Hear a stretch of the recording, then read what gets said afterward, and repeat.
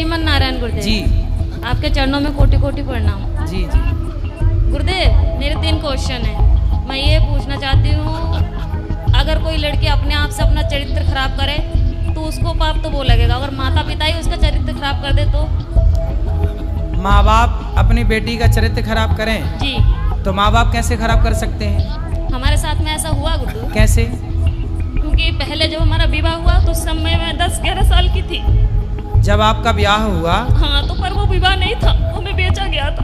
आपको किसने बेचा? माता ने हमारी। आपकी माँ ने बेच दिया। किसको बेचा? जिनके साथ में विवाह किया उनसे पैसे लिए गए थे। तो वो कितनी उम्र का था? वो हमसे ज्यादा उम्र के थे। कितने? ऐसे ही लगभग 19-20। वो 19 साल का था। जी। और आप उस समय कितने साल की थी? ऐसे ही 10-11 साल की। जो पहला पीरियड होता है वो मेरी शादी की बाद ही आई। अच्छा, तो उस 20 साल के लड़के के साथ आपको बेच दिया। जी। फिर क्या हुआ? फिर क्या, फिर उस समय मुझे इतना ज्ञान नहीं था कि परिवार कैसे चलाए जाते हैं, घर की स्थिति कैसे चलाई जाती है। ठीक है। फिर भी जैसे तैसे भी वो शराबी था, हर रोज मारता था, कूटता था। इतना भी है कि जहाँ तक कि आदमियों को भी घर पे लेके आता था, शराब पिलाता था, मीट बनाता था, मच्छी बनाता था, उन्हें खिलाता था। रात के 11 बजे 12 बजे यहाँ से जाना, और पूरा गांव एक गंगवार का और एक सरदार पूरी रात घर पे रहेगा तो हर कोई उंगली तो मुझ पे ही उठाएगी ना। फिर कितने साल चला ये सब कुछ? 9 साल। फिर वहाँ पे एक बेटा हुआ, एक बेटी भी हुई। आपकी बेटी उस समय जब बेटा हुआ तब आपकी उम्र क्या थी? ऐसे लगभग 16-17 साल की थी। आप 16 साल की थी तब आपको बेटा हो गया? जी। ठीक है। फिर उसके बाद में वो मारने लगा, काटने लगा, शराब पी के कभी नाली में पड़ा रहता था, कभी गड्ढों में पड़ा रहता था, वहाँ से उठा के लेके आओ। फिर जब वो ज़्यादा ही परेशान करने लगा तो मम्मी पापा ने वहाँ से घर ले आए। फिर मैंने उनसे ये कहा कि मम्मी ऐसा करो कि अभी मेरी दूसरी शादी मत करवाओ, हो सके वो आ जाए मुझे दोबारा लेने, या फिर मैं कहीं काम करके खा लूँगी। तो बोला नहीं, तेरे साथ में बच्चा है, अगर बच्चा नहीं है, तेरे साथ में बच्चा नहीं होती तो कोई बात नहीं है, दुनिया तुझ पे ये कहेगी, अच्छी भी रहेगी तब भी दुनिया तुझ पे उंगली उठाएगी। फिर उन्होंने मुझे दूसरा जगह करवाया। दूसरी शादी कर दी? जी। वहाँ से भी पैसे लिए गए। फिर बच्चा हमारे साथ में थे। फिर वो बोल रहे थे कि अगर तू, पहले तो कहने लगे थे ये कि हाँ बच्चों को भी सही समझूंगा, फिर बाद में हमारे बच्चों को मारने लगे, कूटने लगे। उसे अब सही। कहाँ हैं? अब क्या है? अब मैं वहाँ से दूसरी जगह हूँ। अब उसको भी छोड़ दिया? जी। अब कहाँ हैं? अब मैं अपने आप से बैठी हूँ। तो अब ब्याह नहीं किया? नहीं, अपने आप से दूसरी जगह बैठी हूँ। दूसरी जगह बैठी हूँ मतलब? यानी कि तीसरी जगह बैठी हूँ मैं अपने आप से, किसी से भी। मतलब तीसरी जगह ब्याह कर लिया? जी। तो तीसरा वाला कैसा है? वो ठीक है। वो बच्चों को अपना रहा है? जी। तो अब हमसे क्या पूछना चाहती हो? मैं ये पूछना चाहती हूँ, जो मेरे साथ में हुआ इसका पाप कौन भरेगा? इसका पापी कौन है? जी। और दूसरी बात ये है कि जब हमारे बाबा को जब समय पूरा होने लगा था तो वो अस्पताल में एडमिट थे, तो उन्होंने मुझसे ये कहा था कि संगीता कोई भी तुझे तेरी माँ को रोटी नहीं देगी, तू ही देना। तो ठीक है, मैंने वो वचन दिया उन्हें कि ठीक, मैं ही मम्मी को संभालूंगी। अब वो घर में इतनी दुखी करने लगी है कि हद से ज्यादा मेरे पूजा पाठ से। कौन दुखी करने लगा? मम्मी। आपकी माँ? हाँ, मेरे पास में रहती है। पूजा पाठ कुछ भी करो, हमेशा तंगते माला जपने जाती हूँ तो अंदर जाके फोन लगा लेगी, बात करने लगेगी और कहती है तू पूजा पाठ कर रही है, तुझे क्या मिल रहा है, ऐसे भगवान को मैं लात मारूं। तो अभी आप तीसरे के साथ खुश हैं? जी। तो फिर अब तो खुश है ना? जी। तो अब क्या दिक्कत है? अब दिक्कत यह है, जो मेरा तीसरा वाला पति है वो बात बात पे मुझसे झूठ बोलता है। अच्छा, क्या झूठ बोलता है? यही, कोई भी बात हो मैं इनसे ये बोलती हूँ कि जो भी बात हो सच बोलो करो, पर यह है कि जो भी बात करते ऐसा है कि इनकी दूसरी पत्नी भी है। अच्छा। हाँ। तो तीसरा वाला जो पति है उसकी ऑलरेडी पहली पत्नी है? जी। आप उसकी दूसरी पत्नी हो? जी। अच्छा, तो आपने ऐसे से क्यों ब्याह कर लिया जिसकी ऑलरेडी थी? उन्होंने मुझे सब कुछ बताया नहीं थे पहले। मतलब तीसरे वाले ने भी आपको धोखे में रखा? पहले बताया नहीं थे कुछ भी। तो अब तो रखता है ना प्रेम से? हाँ, अब रखते हैं प्रेम से। अब आप ये पूछना चाहती हो कि ये पाप कौन किसके गले जाएगा ये पाप? जी जी, क्योंकि आपकी माँ। देखो, जब आप 11 साल की थी, 9 साल की, 11-12 की, जब आप 11-12 साल की थी तब आपकी माँ ने आपका जबरदस्ती ब्याह कर दिया। जी। तो आपको ऐसा क्यों लगता है कि उस माँ ने बेचा? हो सकता है उस माँ ने ब्याह ही कर दिया हो आपका? नहीं गुरुदेव, वो घर वाले बोलते थे कि तेरे माँ ने 5,000 रुपए लिए कि 10,000 रुपए लिए, यदि उन्होंने पैसे लिए कि हैं, तुझे डंगर की तरह हमने खरीद यदि के उन्होंने ले गया। बेचा है तो फिर माँ पापी है आपकी। यदि नहीं बेची, आपका विवाह किया है, तो माँ पापी नहीं है। और केवल गुरुदेव माँ मेरे- इस बात की पापी है कि आपको जबरदस्ती इतने बड़े लड़के से आपका ब्याह कर दिया। देखो, विवाह ऐसे नहीं होता, साल 2 साल का ही बड़ा छोटा चलता है, डबल नहीं चलता कि लड़की 10 साल की है और लड़का 20 साल का है, ये नहीं चलता। यदि कोई भी माँ बाप अपनी बेटी के लिए उससे डबल उम्र का लड़का चुनते हैं तो वो माँ बाप पाप के भागीदार हैं, क्योंकि उस समय बच्ची तो निर्णय नहीं ले रही है, माता पिता डिसीजन ले रहे हैं। तो लड़की के लिए वर कैसा होना चाहिए? लड़की 10 साल की, लड़की 20 साल की है तो लड़का 22 साल का हो, 25 साल का हो, बस ज़्यादा उम्र वाला ना हो, ये न्याय है। यदि लड़की 20 साल की और तुम लड़का 40 साल का ले आओ तो ये तो बेटी के साथ अन्याय हुआ, और वो अन्याय का भागीदार कौन है? उसके माता पिता, क्योंकि वो लेकर आए हैं। और केवल गुरुदेव मेरे साथ में ये हादसा नहीं हुई है, मेरे सभी बहनों के साथ में ऐसा किया गया। तो आपकी माँ कहाँ है? मेरे पास में ही रहती है, इस समय दूसरे जीजा के पास में है। तो वो कैसी माँ है? निर्दयी है? मैं ये पूछना चाहती हूँ कि अब मैं करूँ क्या? पापा को भी यही वचन दिए मैंने कि मैं रखूंगी, और वो घर में इतनी दुखी कर रही है कि मेरा खाना पीना हराम तो है। माँ को भेजो क्यों, ऐसी माँ को जो आपको बेच रही है, जो आपके साथ गलत काम कर रही है। ऐसे लोग दया के पात्र नहीं है। यदि पहले ये कन्फर्म करो कि माँ, हो सकता माँ सही हो, उनने गलत खुद- है, माँ- गलत है तो आप उनको खाना पीना देना आपका कर्तव्य भी है। बूढ़ी अम्मा कहाँ जाएगी? इंसानियत तो कहती है कि आप उनको खाना पीना दो, लेकिन वो दया का पात्र नहीं है। जब धृतराष्ट्र के 100 बेटे मारे गए, तब भीम भैया धृतराष्ट्र को रोटियां ऐसे कुत्तों की तरह देते, बुढ़े खा ला। तो लोग कहते हैं, अरे भीम, वो तेरा बाप है, बड़े पिता है ना धृतराष्ट्र, भीम के तेरा बड़ा पिता है, तू कैसे कुत्तों की तरह परोसता है? तो भीम भैया बोले कि मैं ही क्या पुत्र धर्म निभाऊं? ये वही बाप है जिसने भरी सभा में द्रौपदी लुट रही थी और ये चुपचाप तमाशा देख रहा था। क्या मैं ही धर्म का पालन करूं? इसका कोई धर्म नहीं है। ये वही धृतराष्ट्र है जो भीम को गले लगाने के बहाने दबाकर मारना चाहा, वो तो भगवान ने दूसरा पुतला दे दिया भीम का। कुल मिलाकर के ये धृतराष्ट्र इस दया का योग्य नहीं है, दया का पात्र नहीं है। कुछ लोग दया के पात्र होते हैं, कुछ लोग दया के योग्य भी नहीं होते। फिर भी आप दया करके रोटी तो दो, सेवा तो कर लो। अब जो किया उसने वो पाप भोगेगी। आप क्यों पाप मोल लो? आप सेवा ना करके पाप क्यों मोल पर लो? गुरुदेव, आपके आश्रित है तो सेवा करना। घर में कलेश ये करती है ना कि जब मैं माला लेके बैठूं तो उसी कमरे में चली जाएगी, फोन लगा के बात करने लगेगी। हाँ, तो उसको फोन लेके हटाओ। किससे बात करना बुढ़ापे में उसको? बहनों से कुछ नहीं तो हर तो रोज- मोबाइल लेके रख लो, बोले मोबाइल नहीं मिलेगा। फिर लड़ाई हो जाती है, घर में कलेश करने लगती है वो। तो फिर आप जानो और आपकी माँ जाने, मैं क्या करूं बताओ? क्या करूं मैं बताओ? आप मुझे कुछ बताइए ना कि मैं क्या मैं तो करूं बता इस रहा हूँ, समय से? मोबाइल लेके बंद कर दो, रख दो। और क्या कर सकती हो घर बताओ? में कलेश होते हैं, पूरे मोहल्ले वाले तमाशा देखते हैं।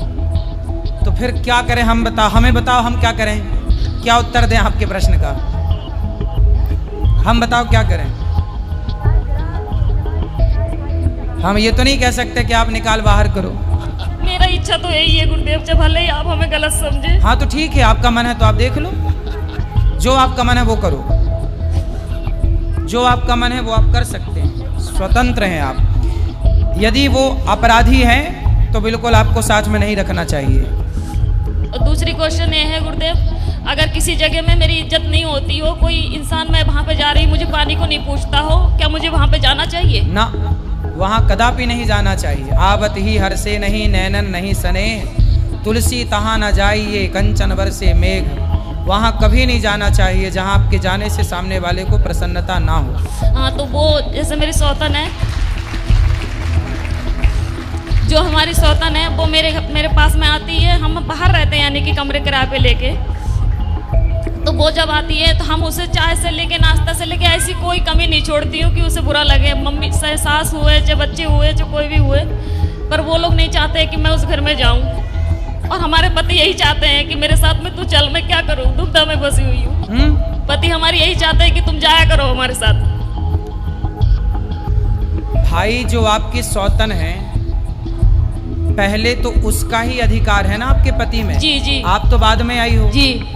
वो आपको क्यों स्वीकार करेगी? नहीं, उसने करवाई थी ये शादी। अच्छा, उसी ने करवाई थी? जी, उसकी मर्जी से हुई थी। क्यों करवाई उसने? अब ये तो मुझे नहीं पता, ये राज तो इन्हीं को पता होगा। तो वो आई हैं आपकी सौतन? नहीं, वो नहीं आई है। कौन आया है? पति आए हैं। अच्छा, बात कराओ पति से। राधे राधे गुरुजी। जी, आप ही हो पति परमेश्वर दो पत्नियों के? तो बताओ, आपने दूसरा ब्याह क्यों कर लिया?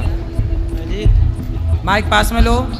हेलो। बेटा काम पे ध्यान दो, माइक पास में लो उनके। बताओ, दूसरा विवाह क्यों किया आपने? सर जी वो तो गुरुजी मजे मजे में कर लिया ऐसे ही। हैं, मजे मजे में?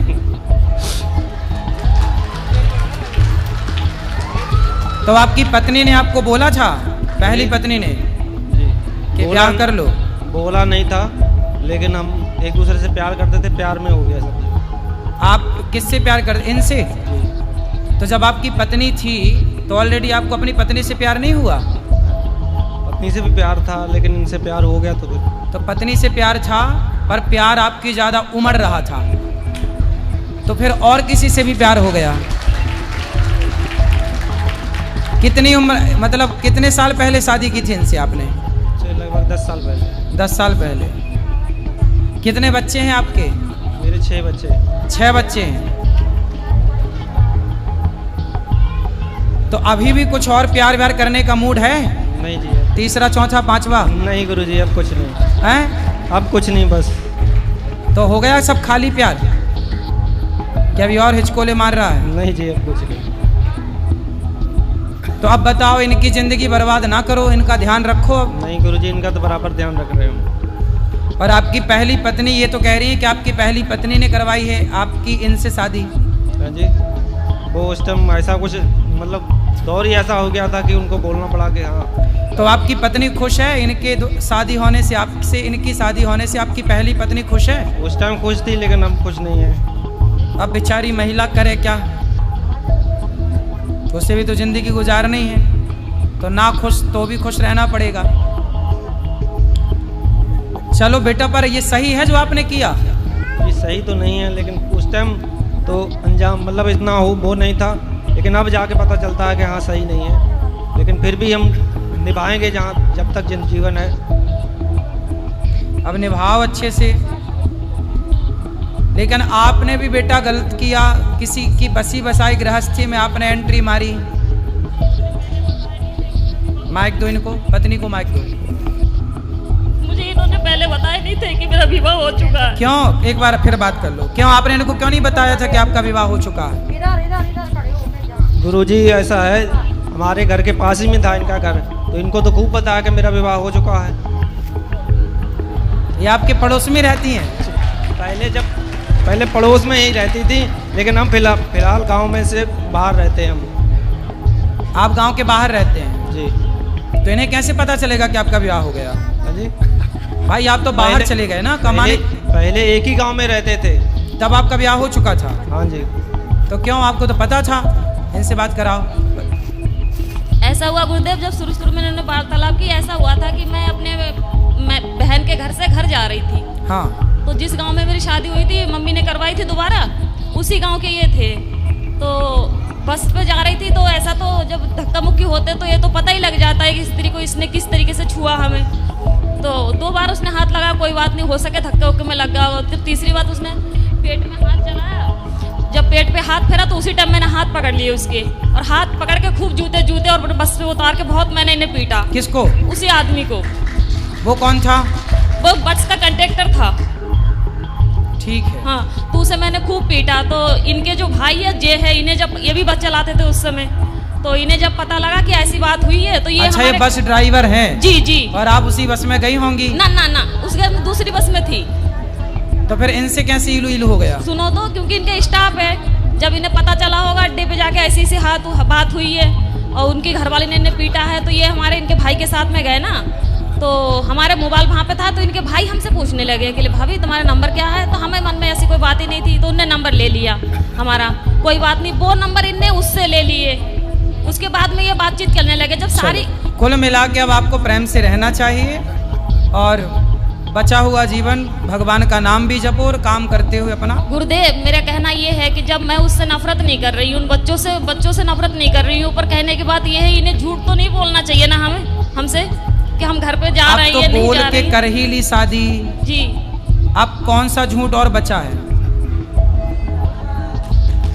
आप कौन सा झूठ, आप कौन सा सच चाहती हो इनसे? अब ये सच ये है, इनसे आप कौन से सत्य की कामना करती हो? नहीं करती। सुनो, आप ना बिल्ली को बिठा रही हो, ए बिल्ली तू दूध ताकती रहना। अब इनसे सच की उम्मीद कर रही हो आप।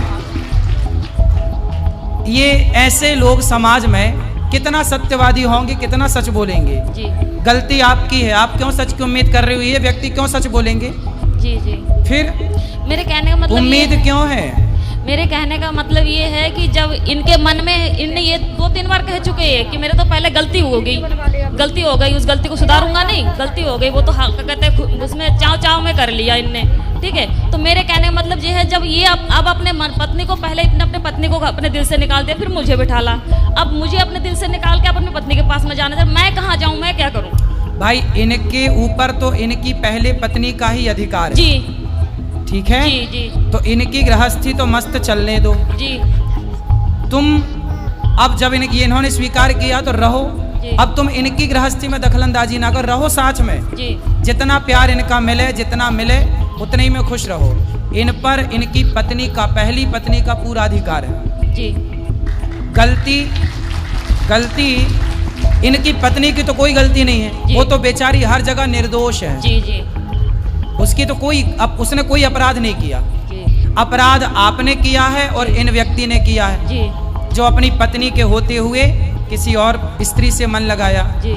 और आपको भी जब 2 जगह ठोकर लग चुकी थी तो तीसरी जगह क्यों किसी पुरुष के पास ही गई? भगवान के पास ना जाती कि मेरे तो गिरधर गोपाल, क्यों ना बन गई मीरा तुम भगवान की? उस समय कभी ये चीजें सुनी नहीं थी, कभी माता पिता ने बतलाए नहीं थे, ये चीजें कभी जानती नहीं थी मैं। अब इसलिए तो कहते हैं सत्संग करो। जब 2 से तुम्हें सुख नहीं मिला तो तीसरा कौन सा सुख दे देगा और चौथा कौन सा देगा? तो आप मुझे ये बताइए, अब मैं किससे उम्मीद लगाऊं? अब तो इसी के साथ रहो। रहती तो हूँ, रहूंगी भी, पर मैं कह रही मैं किससे उम्मीद लगाऊं? भगवान से और इस आदमी से। खड़े तुम आपके बगल में, अब ये ला के देंगे सब। आपको क्या चाहिए बताओ, क्या कामना है आपकी बताओ? रोटी कपड़ा देते हैं ये आदमी के नहीं? जी। रहने को छाया देते हैं घर? जी। तो फिर अब क्या चाहिए बताओ? मैं खाली ये चाहती हूँ कि जैसे मैं इनसे कोई भी बात छुपाती नहीं हूँ, झूठ नहीं बोलती हूँ, तो ये बात पे मुझसे झूठ बोलती, इसीलिए दिल क्या झूठ बोला ये बताओ? जैसे कोई बात हुई, हम इनसे ये कहते हैं बच्चों से बात होती है, बच्चों से बात करो, दीदी से बात होती है, इनकी घरवाली से मैं दीदी से बात होती है, इंसान बोल तो सकते हैं कि संगीता आज घर पे बात हुई थी कि मम्मी। हाँ तो भाई सुनो, वो अपनी पत्नी से बात करेंगे तो आपको आपत्ति नहीं होनी चाहिए ना? नहीं होती है मुझे। वो अपने बच्चों से बात करें, वो अपनी पत्नी से बात करें, पहली पत्नी से, आपको क्या ऐतराज होना चाहिए? तो अगर पति कोई विपदा में हो तो जैसे ऐसा है कि इनके साथ में हादसा हुआ था, ये बिस्तर में पड़ गए थे 2.5-3 महीने के लिए, बिल्कुल लैट्रिन पेशाब सब घर पे ही करवाती थी गोदी पकड़ के। तो जब इनकी घरवाली आई तो आके देख के चली गई, उसके बाद में दोबारा फोन नहीं किया कि कैसे है कैसे नहीं है, ना दुख में साथ दिया। बेटा इन बातों में कोई सार नहीं है। जीवन में 2 रोटी मिल जाए खा पी के भगवान का चिंतन करो। ये शरीर की इच्छाएं अब खत्म क्यों नहीं करती हो? इच्छा शरीर की नहीं, मेरे कहने का मतलब ये है कि मैं इनसे मन हटा सकती हूँ अब बस। अब देखो, अब जितना लगाई हो अब निभा लो। जब तीसरे से लगाई हो, नहीं हो हटा नहीं था तो लगाई काहे हो? नहीं हो पा रहा गुरुदेव। क्यों नहीं हो पा रहा? क्यों नहीं हो पा रहा? जो ठोकर मैंने पहले खाई उससे कई गुना ज्यादा ठोकर खाती। अभी तो फर्स्ट में आप बोली थी, तीसरा वाला सही है, वो सब कुछ ठीक है, पर ये बात पे ऐसे जो बातें बोल जाते हैं अरे बात का क्या है, कसमें वादे प्यार वफा सब बातें हैं, बातों का क्या क्या बोल जाते हैं, क्यों ध्यान रखती हो। अब तो भगवान का चिंतन करो और जैसा है अब रहो। मेरा पति मेरा देवता है, अंधा लंगड़ा बहरा खाना खोरा कैसा। तो अगर ये खुद ही कहे लड़ाई में ये बात की चली जा जहाँ जाने हो, फिर तो काहे लड़ाई करती हो। लड़ाई हमारी वजह से नहीं होती, लड़ाई इनकी वजह से। काहे लड़ते हो भैया। गुरुजी ऐसा है कि बात बात पे मुझ पे शक करती हैं कि ऐसा करते हो कि वैसा करते हो। शक करती हैं, आपको शक करने का अधिकार है। मतलब आप शक करोगी। सच सच बोले तो भी झूठ, झूठ बोले तो भी झूठ। अब देखो आप ये उंगली उठाओ एक और यहाँ रखो। दो शादी किए हो ना, यही तुम्हारी सजा है। चुपचाप दोनों को निभाओ। ये पत्नी क्या बोलती है ध्यान मत दो। आप केवल रोटी कपड़ा मकान इनको दो, इनको खुश रखो, इनके बच्चों को पढ़ाओ लिखाओ और चुप रहो, है ना। दो शादी किए हो तो अब निभाओ, अब भागो मत मैदान से। भाग नहीं रहे गुरुजी, लेकिन यही अभी जैसा तैसा बोल देती तभी गुस्सा आ जाता, अभी उल्टा सीधा हम बोल देते हैं। अब बोलेगी, बेचारी पत्नी है और तो किसे बोलने जाएगी, पड़ोसी को बोलेगी, उसी को नहीं बोलने जाएगी, आप ही को बोलेगी। जब प्यार आपने इससे किया और इन्होंने भी आपसे किया है, तो फिर प्यार जब हुआ है तो लड़ाई भी तुमसे ही होगी।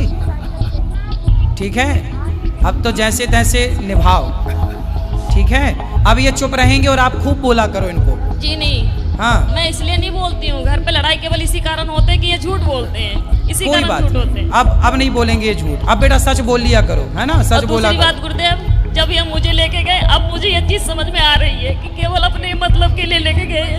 मेरा एक बेटा था, उसे अब क्यों शास्त्र पहले ही चिल्ला रहे हैं, स्वार्थ लाग करें सब प्रीति, सुर नर मुनि जन की यह रीति। तुम सुनती नहीं हो। शास्त्र तो सत्य कहते हैं कि इस संसार में कोई भी आपकी तरफ देख रहा है तो वो जरूर ना कोई स्वार्थ है आपसे, नहीं वरना क्यों देखेगा। 22 साल का लड़का हो गया है। किसका? मेरा। तो उसको पढ़ाओ लिखाओ, योग्य बनाओ। नहीं पढ़ाया, ना कोई पढ़ाया, ना कोई काम सिखाया, उसे कुछ भी नहीं। फिर ये जिम्मेवारी तो इनकी थी ना। हाँ, जिम्मेदारी तो थी। क्यों उनको पढ़ाए लिखाए क्यों नहीं बेटा बच्चे को? क्यों बच्चे को क्यों नहीं पढ़ाए? बात करो। गुरुजी वो पढ़ने तो जाता था, यहाँ एकदम घर से हम चले गए थे दूसरी जगह, वहाँ पढ़ने जाता था। फिर कुछ ऐसी स्थिति आ गई, वहाँ से दूसरी जगह जाने पड़ा। उसको कुछ सिखाओ, काम वाम करे, अपना सेल्फ डिपेंड बने, आत्मनिर्भर बने। कल को क्या करेगा, कुछ सिखाओ उसको। चलो अब प्रेम से रहना, और अब जो बची है जिंदगी उसे निभाओ, ठीक है। एक दूसरे का साथ दो जी।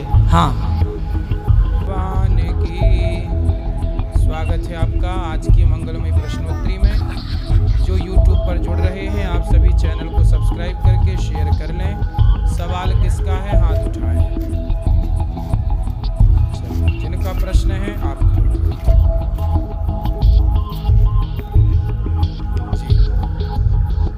प्रभु जी राधे राधे।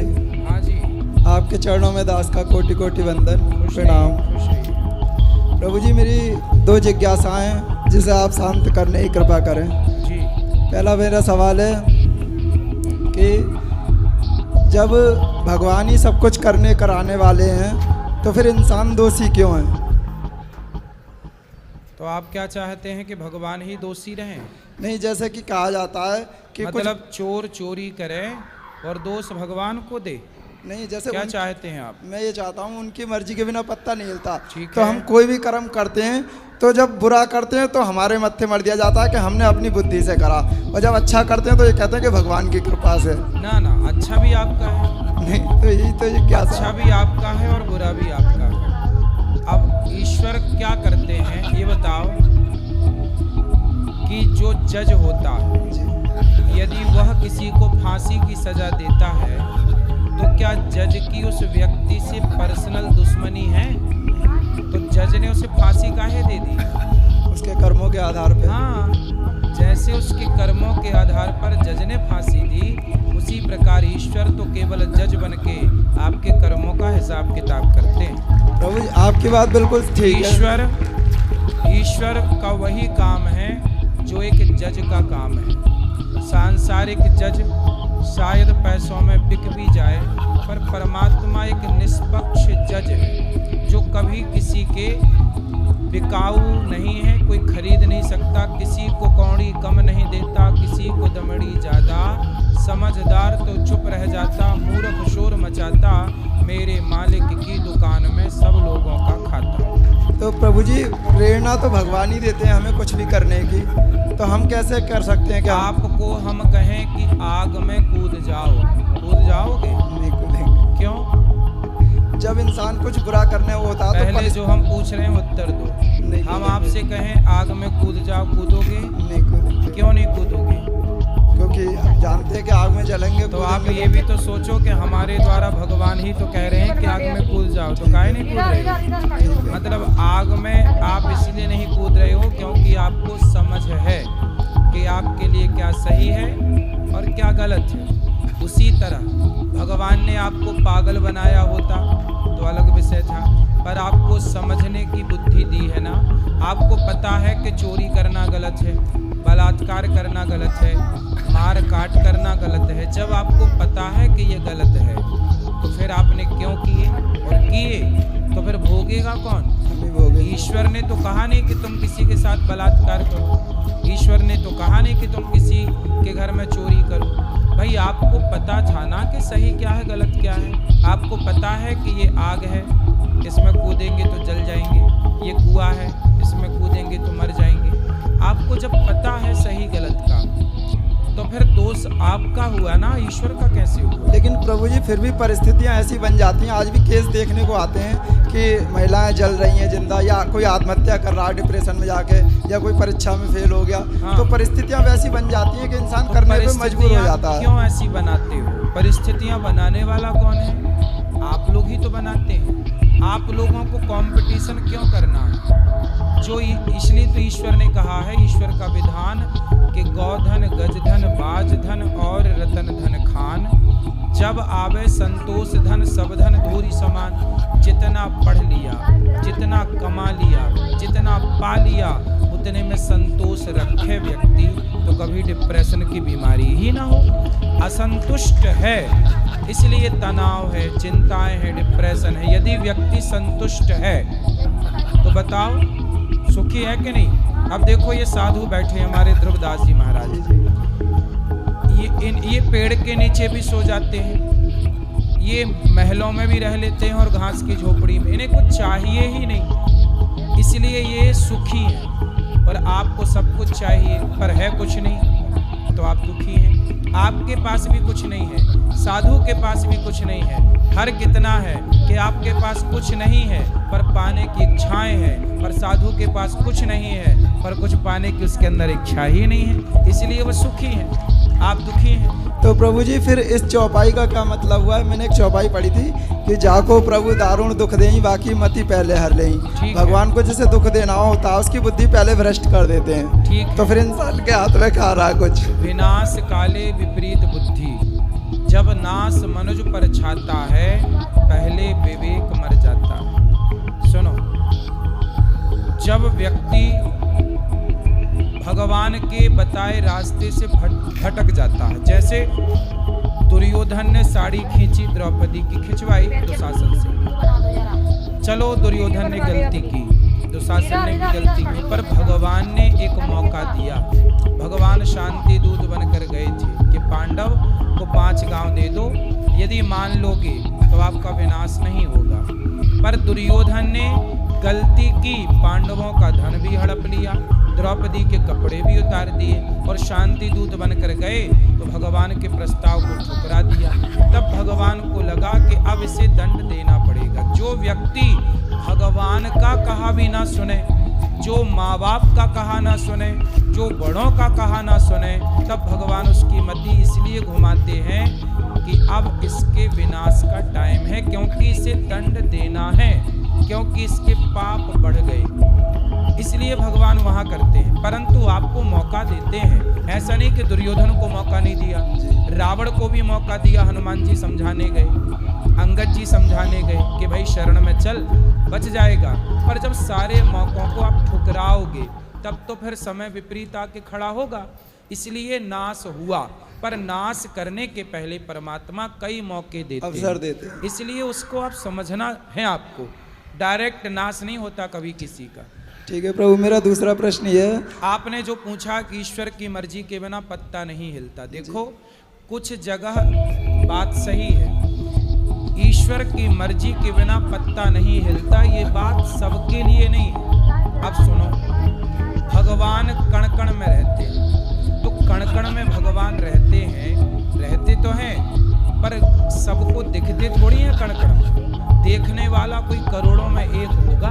उसी तरह ईश्वर की मर्जी के बिना पत्ता नहीं हिलता, ये बात उनके लिए है जो ईश्वर पर भरोसा करते हैं। अब मैं ईश्वर पर भरोसा करता हूँ, जब मैं ये मानूंगा कि परमात्मा की इच्छा के बिना पत्ता नहीं हिलता, तो जब मैं ये जानता हूँ कि सब ईश्वर की मर्जी से है, तो मैं गलत करता ही नहीं।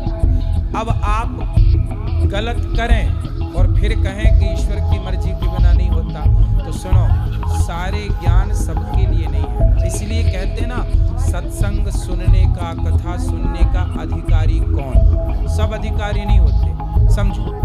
अब बताओ, परमाणु बम पाकिस्तान के पास चला गया, क्या वो अधिकारी था? यदि शक्ति गलत व्यक्ति के हाथ में चली जाए तो वो उसका क्या करता है?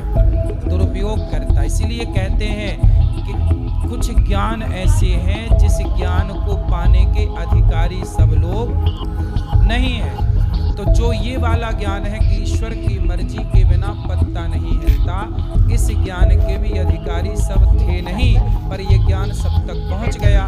तो इस ज्ञान के बल पर लोग मिसयूज कर रहे हैं पाप स्वयं, और दोषी बना रहे हैं ईश्वर।